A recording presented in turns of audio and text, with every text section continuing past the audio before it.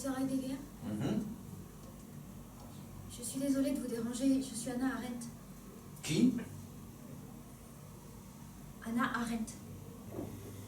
Avant que vous ne franchissiez le seuil de cette porte, le monde autour de moi n'était qu'ennuyeux et superficiel. Il est devenu un espace enchanté, plein de mystères et de promesses. Tu as fait de moi une addictive. Une addictive? À quoi? Oh, je préfère ne pas en parler. Mais comment saurais-je la façon dont je t'ai dévoilé? Essaye de deviner. Tu regrettes? Non. Eh bien alors. Mais tu ne crois pas que c'est une forme de violence que d'être obligé d'aller chercher de la nourriture dans les poubelles? Que d'être privé de sa dignité et du minimum vital? Oui, pendant qu'un petit groupe de banquiers internationaux joue la destinée de l'Allemagne comme une partie de cartes, le pays s'effondre. Mais qu'est-ce que tu entends? Que je suis antisémite? Que je tourne le dos aux juifs? La première disposition que j'ai prise, le deuxième jour de mon rectorat, a été d'interdire d'accrocher des signes contre les juifs sur les murs de l'université. J'ai même dû me confronter au chef des SA à propos de ces signes. Mais tout ça n'est pas suffisant pour faire taire cette calomnie dont je suis la victime. Et maintenant, c'est ton tour. Oh, Anna. Anna, si tu savais comme tu me manquais pendant tout ce temps. Comme je pense tout le temps à toi. Je ne fais que ça, moi aussi. J'ai la nostalgie de ces après-midi que nous passions à Tonneberg, à écouter Bach et réciter Rilke. Est-ce que tu t'en souviens? Tous les matins avant de partir, je me regardais dans mon miroir. Je resserrais ma cravate, j'arrangeais ma veste, et j'essayais de trouver la force de continuer et de m'asseoir devant ces juges. Ils ont détruit mon âme. Plus d'une fois, j'ai eu la tentation de leur dire tout ce qu'ils voulaient entendre pour mettre fin à cette farce. Tout cela m'a fait comprendre quelque chose. C'est que la vie en soi n'a aucun sens. Il n'y a que l'amour qui donne une raison de vivre. J'ai jamais cessé de t'aimer, Martha. Même quand je regardais cette photo.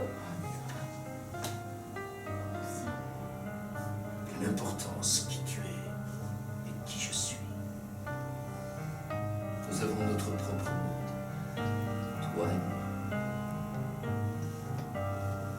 Hannah Arendt.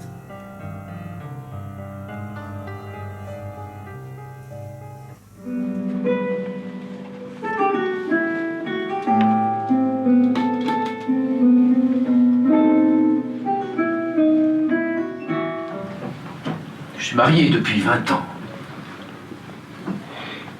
Et il y a quelque temps, j'ai connu une autre femme. Jeune. Trop jeune, peut-être. Tu as passé une bonne journée? Normal. Et toi? Comme ci, comme ça. Il s'est passé quelque chose? Mais en fait, oui. Tu veux me raconter? J'ai perdu mon travail. On m'a licencié. Et qu'est-ce que ça signifie, on m'a licencié? Ben, ça signifie que j'ai perdu mon travail. Je suis, comme qui dirait, un chômeur. Pourquoi? C'est une histoire un peu compliquée. Même si elle est compliquée, je veux l'entendre. J'étais là, à côté d'elle, regardant le tableau, comme hypnotisé, quand j'étais pris d'une sorte de vertige. Comme si brusquement je me penchais au-dessus d'une corniche située à 100 mètres de haut. Et à ce moment-là, il m'est apparu comme une évidence qu'il fallait que je possède le tableau. Pourquoi? Mais parce que si je le possédais, je la posséderais elle aussi. Et la posséder était la chose que je souhaitais le plus au monde. As-tu une petite idée de ce que c'est? Aucune. Aucune. C'est une perruque et des fausses moustaches, c'est évident. Où est-ce que tu les as trouvées? Dans ton bureau. Ah, parce que maintenant tu fous dans mes affaires! Qu'est-ce que tu fais avec ça? Mais ça ne te regarde pas, donne-moi ça! Non, ça ne regarde pas! Non! Mais es-tu conscient de ce que tu fais? Je fais ce que je peux. Tu suis cette jeune fille? Oui, Pourquoi? je ne sais pas. Tu sais pas. suppose que je suis amoureux d'elle. Et tu la suis? Oui.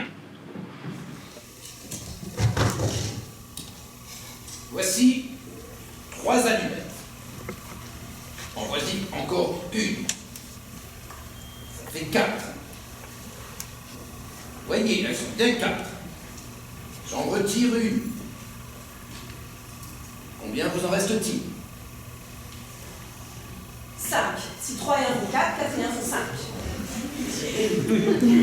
Ce n'est pas ça. Ce n'est pas ça du tout. Vous avez toujours tendance à additionner. Il faut aussi soustraire. Il ne faut pas uniquement intégrer, il faut aussi désintégrer. C'est ça la vie, c'est ça la philosophie, c'est ça la science, c'est ça le progrès, la civilisation. Oui, monsieur. Bon. Revenons à nos allumettes. J'en ai donc 4. Regardez bien, vous en avez 4. J'en retire une. Il n'en reste plus que...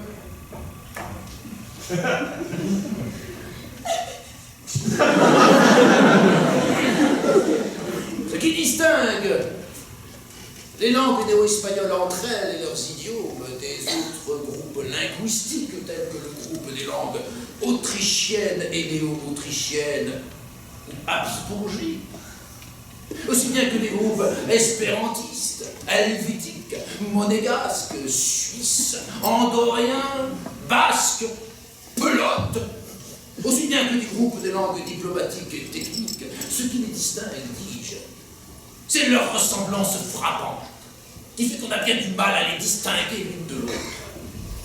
Je parle des langues néo-espagnoles entre elles, que l'on arrive à distinguer cependant, grâce à leur caractère distinctif, preuve absolument indiscutable de l'extraordinaire ressemblance qui rend indiscutable leur communauté d'origine et qui cependant les différencie profondément par le maintien des traits distinctifs dont je viens de parler.